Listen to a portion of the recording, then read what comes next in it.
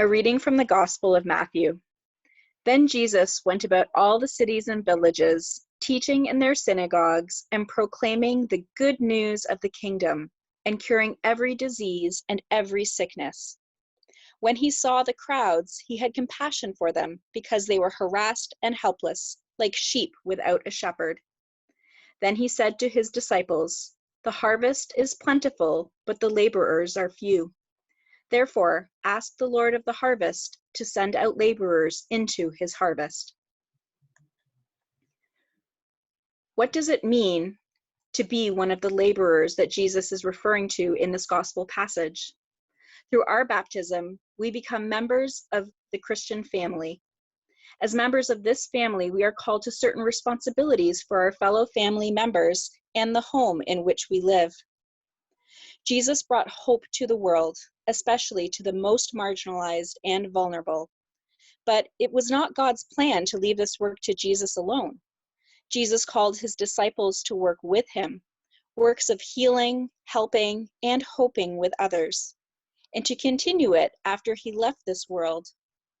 Through our baptism, our God calls us to do the same. We all have been blessed with different gifts, talents, and abilities that allow us to care for different aspects of our homes and our family members, our communities, and the earth which sustains us. Some of us are well suited to research to help solve problems with our environment, economic, or social systems. Some of us possess gifts that allow us to help people directly, caring for them in times of need. Our hope for this world is that each individual will recognize how their gifts can be used for the common good, and that each of us will be given the opportunity to do so. We cannot solve all of the world's problems on our own, but we each have our own part to play with God's strengthening grace to help us in our work. Some of us will focus on our environment, others on children, others on the poor, and others on the elderly. But laboring side by side with one another, we can do the work of Jesus to take care of and restore our whole home and all who dwell in it.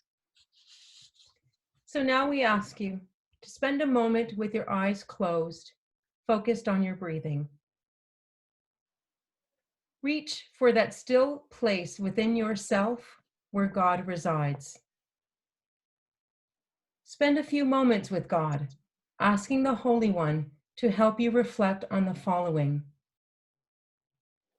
What labor is God calling me to participate in? Who or what needs caring for that I feel I could help? Who are the laborers that I admire? How are they bringing hope to our world? Our usual ways of living out our calling have been disrupted by the coronavirus pandemic. How might I still be able to offer help and hope to others at this time? What could I plan to do when this pandemic is over?